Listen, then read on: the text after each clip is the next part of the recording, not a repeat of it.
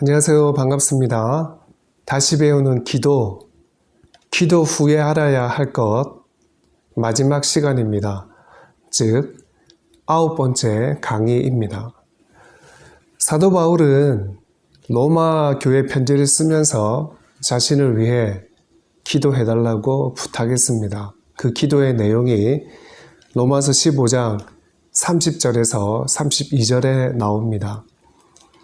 형제들아, 내가 우리 주 예수 그리스도와 성령의 사랑으로 말미암아 너희를 권하노니 너희 기도에 나와 힘을 같이 하여 나를 위하여 하나님께 빌어 나로 유대에서 순종하지 아니하는 자들로부터 건짐을 받게 하고 또 예루살렘에 대하여 내가 섬기는 일을 성도들이 받을 만하게 하고 나로 하나님의 뜻을 따라 기쁨으로 너희에게 나아가 너희와 함께 편히 쉬게 하라.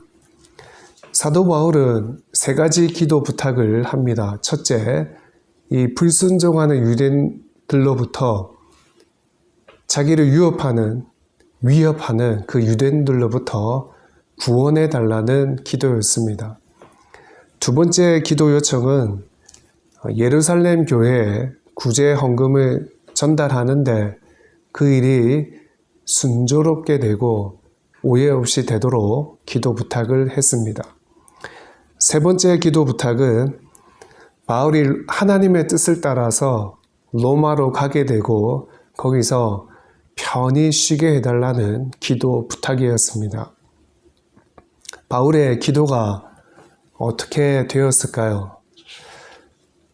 결론적으로 말하면 바울의 기도는 응답되었습니다. 그런데 우리가 이 시간 주목할 것은 그 기도가 어떤 과정을 통해서 응답되었느냐 하는 것입니다. 첫 번째 기도, 불순종하는 유대인들로부터 구해달라는 기도, 이 기도는 어떻게 되었을까요? 바울이 목숨 걸고 예루살렘으로 갑니다. 그런데 헬라인을 성전에 데려왔다는 오해를 받게 되고 누명을 받게 됩니다. 그때부터 사도 바울은 고발을 당하게 됩니다. 바울을 죽이려는 사람들이 40명이나 되었습니다. 그러나 바울의 생질이 그 사실을 청부장에게 알려주었고 바울은 군인 470명에게 보호를 받으면서 헤롯궁으로 안전하게 이송될 수 있었습니다. 비록 바울은 이 불순종하는 유대인들 때문에 복음을 거부하는 유대인들 때문에 오해받고 생명의 위협을 받고 옥에 갇혔습니다. 하지만 하나님께서 그를 안전하게 지켜주셨습니다. 그 덕분에 또한 공회 앞에서 많은 지도자와 사람들 앞에서 복음을 전할 수 있었습니다. 두 번째 기도, 예루살렘에 구제 헌금을 전달하는데 그것이 오해 없이 잘 될 수 있도록 해달라는 기도 어떻게 되었을까요? 사도행전 24장 17절에서 18절 말씀입니다. 여러 해 만에 내가 내 민족을 구제할 것과 재물을 가지고 와서 드리는 중에 바울은 구제 헌금을 예루살렘에 전달했습니다. 그리고 예루살렘 교회도 그 구제 헌금을 기쁘게 받아들였을 것입니다. 바울의 두 번째 기도도 응답이 되었습니다. 세 번째 기도, 하나님의 뜻을 따라 로마로 가서 편히 쉬게 해달라는 기도 어떻게 되었을까요? 로마서를 기록했을 때가 주후 55년으로 보고 있습니다. 사도행전 기록 연도는 빠르면 주 63년경, 늦으면 주 70년경으로 보고 있습니다. 그 점을 감안하면 바울의 세 번째 기도가 응답되는 데는 상당한 시간이 걸렸습니다. 로마로 가는 과정은 결코 순탄하지 않았습니다. 유대인들에게 누명을 쓰고 오해를 받았습니다. 감옥에 갇혔습니다. 죄수가 되었습니다. 무능한 벨릭스 때문에 2년 동안 옥에서 시간을 보내야만 했습니다. 로마로 가는 길에 유라굴로 태풍, 광풍을 만나서 죽을 뻔했습니다.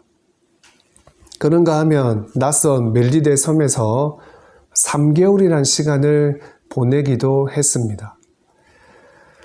바울은 그 모든 과정을 거치고 난 뒤에 비로소 로마에 도착하게 되었습니다. 로마 감옥에 2년 동안 머물면서 바울은 하나님 나라와 예수 그리스도에 관한 것을 거침없이 가르쳤습니다. 바울의 세 번째 기도는 응답되는데도 시간이 오래 걸렸습니다. 동시에 그 과정이 참 복잡했고 많은 일들이 있었습니다.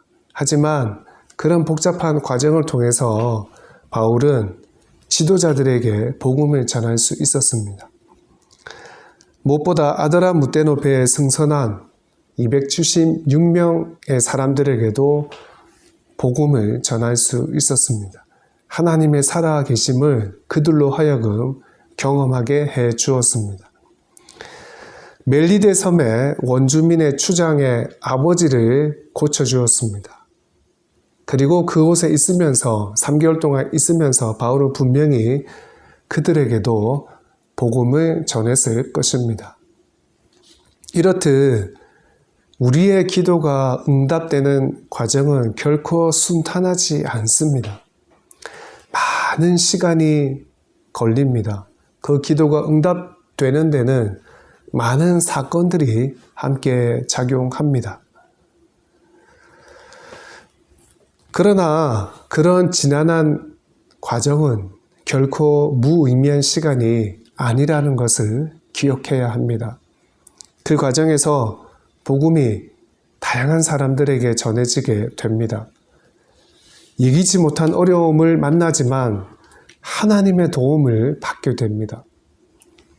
죽을 뻔했던 사람이 살아나기도 합니다. 외딴 곳에 사는 사람들이 복음을 듣게 되는 역사가 일어나기도 합니다. 이렇듯 응답되는 힘든 과정을 통해서 더 풍성한 하나님의 역사하심을 경험할 수가 있습니다. 오늘은 여기까지입니다. 그리고 누군가는 이렇게 질문할 수 있을 것 같습니다. 왜 주기도문은 다루지 않지? 주기도문은 따로 강의를 준비해서 다룰 생각입니다. 아마 9강에서 10강 정도가 될 것 같습니다. 지금까지 다시 배우는 기도를 들어주셔서 감사합니다. 기도 전 6개 강의, 기도 중 13개의 강의, 기도 후 9개의 강의, 총 29강의를 들어주셔서 감사합니다. 이 강의를 통해서 우리의 삶과 기도가 정말 회복되었으면 좋겠습니다. 이제 다음 시간에는 다시 배우는 하나님이란 시리즈로 여러분을 다시 찾아뵙겠습니다. 그때 또 다시 만나겠습니다. 감사합니다.